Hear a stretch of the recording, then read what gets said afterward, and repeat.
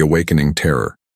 The ancient halls of the Galactic Council had witnessed the rise and fall of countless civilizations over 3 million years. Today they would witness something unprecedented.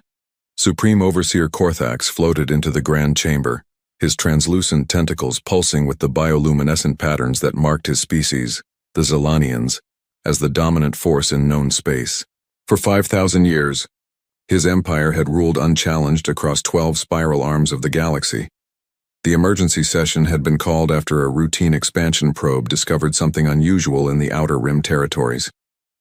Korthax settled into his crystalline throne, watching as representatives from the subject races took their assigned positions below him. The Morvax with their armored carapaces, the ethereal whispers who existed partially in subspace, and dozens of other species who had learned their place in the cosmic hierarchy.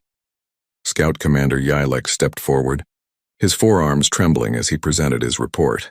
The holographic display materialized above the council floor, showing a small blue planet orbiting an unremarkable yellow star. The readings indicated primitive radio emissions, basic nuclear technology, and crude chemical rockets that had barely managed to establish colonies on neighboring worlds. The species called themselves humans, bipedal mammals with surprisingly short lifespans and fragile bodies that required constant temperature regulation. Korthax examined the data with practiced indifference. Another primitive race to be cataloged and conquered. Their military assets appeared laughable by galactic standards. Simple projectile weapons, nuclear warheads that the Empire's basic shields could deflect without effort, and spacecraft that still relied on reaction mass for propulsion. The Scouts' report noted one curious detail, though. Despite their technological limitations, these humans had survived on a world with extreme weather patterns, aggressive fauna, and constant tectonic instability. They had earned their survival through adaptability rather than natural advantages. The Council voted unanimously for immediate annexation. Standard protocol dictated sending a Class 3 subjugation fleet, more than sufficient to pacify a pre-FTL civilization. Korthax assigned the task to Battle Commander Threnix, a veteran of 40 successful conquests. The fleet consisted of 200 vessels, including 50 dreadnoughts that had never known defeat. Each ship carried weapons that could crack continents and shields that had withstood supernovas. 3 cycles later, the subjugation fleet dropped out of hyperspace at the edge of human space. Threnix expected the usual pattern of panic, futile resistance, and swift capitulation. Instead, he found something peculiar. The human colonies showed no signs of evacuation, no desperate diplomatic messages begging for mercy. Just a single transmission from their largest colony, Sigma 7, stating simply that any aggressive action would be met with appropriate response. Threnix found the warning amusing. He ordered his fleet to advance, weapons charging to deliver the traditional demonstration of power that would break the primitive species' will to fight. The first plasma barrage targeted Sigma 7's orbital defense platforms, crude constructions of steel and ceramic armor that should have vaporized instantly. Instead, something impossible happened. The platforms didn't just survive, they seemed to absorb the energy, their hull plating glowing briefly before returning to normal. Before Threnix could process this anomaly, space itself seemed to tear apart. A massive vessel emerged from what the humans apparently called a fold in spacetime. The ship defied every principle of naval architecture the Empire understood. It was impossibly large, nearly 5 kilometers in length, with a hull that seemed to shift and flow like liquid metal. Strange symbols marked its surface, and the name painted on its bow read, UES Leviathan. The Leviathan moved without any visible propulsion system, simply sliding through space as if the laws of physics were merely suggestions. Threnix ordered immediate concentrated fire from all 50 dreadnoughts. Enough firepower to shatter moons converged on the human vessel. The beams struck home, and for a moment Threnix believed victory was assured. Then the smoke cleared, and the Leviathan remained untouched, its hull now pulsing with an ominous red glow. A transmission cut through all frequencies, somehow bypassing the Empire's quantum encryption. The human who appeared on screen looked unremarkable, a middle-aged female with graying hair and tired eyes. She wore a simple uniform with the rank insignia of Admiral. She spoke in perfect Zilanian, despite the language being a closely guarded secret of the Empire. Her name was Admiral Sarah Chen, and her words would echo through history. She explained that humanity had been monitoring galactic communications for decades, learning about the Empire's brutal methods long before making their presence known. They had reverse-engineered technology from crashed probes, combined it with theoretical physics that the Empire had dismissed as impossible, and created weapons specifically designed to counter Zilanian supremacy. The Leviathan was not just a ship, it was a statement of intent. Threnix responded with typical Imperial arrogance, launching fighters and boarding craft while maintaining bombardment. The Leviathan's response was swift and terrible. Ports opened along its hull, releasing swarms of objects too small to be ships but too coordinated to be missiles. They moved like living things, dodging point defense fire and attaching to Zilanian vessels. Within seconds, each infected ship began to dissolve, their proud armor converting into more of the strange nanomachine swarms. The battle, if it could be called that, lasted exactly 17 minutes. 50 dreadnoughts, pride of the Zilanian fleet, were reduced to expanding clouds of molecular dust. Threnix's flagship survived only because Admiral Chen deliberately spared it to carry a message back to the Empire. The humans were not interested in conquest or revenge. They simply wanted to be left alone. Any further aggression would result in the complete dissolution of the Zilanian Empire. Threnix returned to the capital world in disgrace, his survival seen as cowardice rather than strategic necessity. Korthax received his report with the kind of rage that had once destroyed entire star systems. The loss of 50 dreadnoughts was not just a military defeat. It was an existential threat to the Empire's image of invincibility. If word spread that primitives had destroyed a subjugation fleet, every conquered race might begin to harbor thoughts of rebellion. The Supreme Overseer ordered immediate mobilization of the Grand Armada, 10,000 ships including planet killers that had ended civilizations far older than humanity. He would personally lead this force to demonstrate that the Zilanian Empire's power remained absolute. The human colony worlds would burn as an example to any who dared challenge the natural order of the galaxy. As the Grand Armada prepared to launch, deep space monitoring stations began reporting anomalies. Ships were appearing throughout human space, not emerging from hyperspace or fold drives, but simply manifesting as if they had always been there. Each vessel bore the same liquid metal hull as the Leviathan, and preliminary scans suggested there were hundreds of them. The humans, it seemed, had been preparing for this moment far longer than anyone had imagined. When giants fall. The Grand Armada emerged from hyperspace in perfect formation, 10,000 ships arranged in the sphere of annihilation pattern that had conquered 100 civilizations. Korthax stood on the command deck of his flagship, the Eternal Dominion, a vessel that dwarfed even the human Leviathan. His bioluminescent patterns pulsed with confidence as he surveyed the human fleet arranged before them.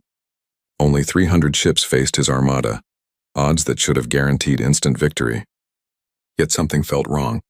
The human vessels showed no signs of fear or desperate last-minute preparations. They simply waited, maintaining perfect formation as if 10,000 enemy ships were nothing more than a minor inconvenience. Admiral Chen appeared on all frequencies again, this time standing on the bridge of the Leviathan alongside officers from various human colonies. She offered one final chance for peaceful withdrawal, stating that humanity had no desire for unnecessary bloodshed.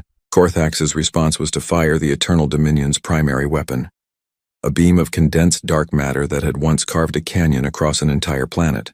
The beam struck the Leviathan directly, and for the first time the human vessel showed a reaction. Its hull rippled and flowed, absorbing the energy and redirecting it into space where it harmlessly dissipated. Then the humans revealed their true capability. Each human ship deployed what they called reality anchors, devices that literally locked space-time in place around the battlefield. Suddenly, the Empire's advantages vanished.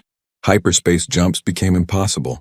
Shields that relied on dimensional phasing failed. Weapons that manipulated exotic matter simply stopped functioning. The battlefield had been reduced to pure physical combat. Where human innovation would face Zilanian tradition, the human ships began to change, their liquid metal hulls reconfiguring into forms optimized for combat. Weapon ports appeared where none had existed before. Fighter bays opened to release craft that seemed to violate conservation of mass, unfolding from impossibly small spaces into deadly attack vessels. The Leviathan itself transformed into something that defied description, a constantly shifting fortress of destruction that adapted to every attack pattern the Empire employed. Admiral Chen's voice echoed across the battlefield as she explained humanity's philosophy of war. On Earth, they had learned that strength alone never guaranteed victory. The dinosaurs had been strong, yet mammals survived. Ancient empires with superior numbers had fallen to smaller, more adaptable forces. Humanity had studied every military defeat in Earth's history and learned one crucial lesson. The ability to adapt was the ultimate weapon. The human fleet demonstrated this principle with devastating efficiency. When the Empire used plasma weapons, human hulls became mirrors that reflected the energy back. When kinetic weapons were employed, the ships became fluid, allowing projectiles to pass harmlessly through. When the Zilanians attempted boarding actions, they found the human ships' interiors were maze-like configurations that constantly rearranged themselves, trapping invaders in endless corridors that led nowhere. The Empire's losses mounted rapidly. Planet killers that had ended civilizations were torn apart by nanomachine swarms. Dreadnoughts that had never known defeat found themselves unable to damage ships that seemed to exist in multiple dimensions simultaneously. The battlefield became a graveyard of Zilanian pride, with burning wrecks drifting through space as testament to humanity's terrible ingenuity. Korthax watched his grand armada crumble with growing horror. These humans had not just developed counters to Zilanian technology, they had fundamentally reimagined the nature of warfare itself. Their ships carried weapons that attacked on conceptual levels, eroding the very idea of victory from Zilanian minds. Officers began to question their orders, doubt spreading through the fleet like a virus. The turning point came when the Leviathan deployed what Admiral Chen called the Mirror Protocol. Every remaining Zilanian ship suddenly found itself facing an exact duplicate of itself, created from the same adaptive material as the human vessels, but programmed with perfect knowledge of each ship's weaknesses. The Empire's forces were literally fighting better versions of themselves and losing badly. In desperation, Korthax authorized the use of the Empire's ultimate weapon, the Void Cannon. This device created temporary black holes, weapons so dangerous that they had been banned by the Galactic Council for fear of destabilizing entire star systems. The Eternal Dominion's cannon charged, preparing to eliminate not just the human fleet but the entire solar system if necessary. The humans' response shocked everyone. Instead of trying to stop the weapon, they accelerated its formation. Human ships surrounded the nascent black hole, somehow feeding it energy while simultaneously containing its growth. Within minutes, they had turned the Empire's doomsday weapon into a power source, using its immense gravitational energy to fuel an even more terrible device. Space itself began to sing. The human fleet had weaponized gravity waves, creating oscillations that shook apart Zilanian ships at the molecular level. The proud vessels of the Empire simply ceased to exist, their atoms scattered across light years of space. The Eternal Dominion's shields held, but barely. And Korthax knew that was only because the humans were allowing it. Admiral Chen appeared on his personal communication channel, her expression showing neither triumph nor cruelty, only tired determination.